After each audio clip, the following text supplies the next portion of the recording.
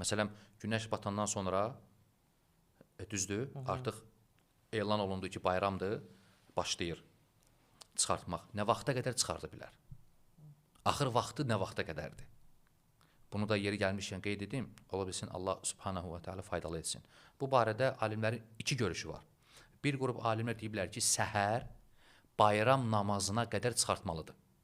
Səhər bayram namazına qədər çıxartmalıdır.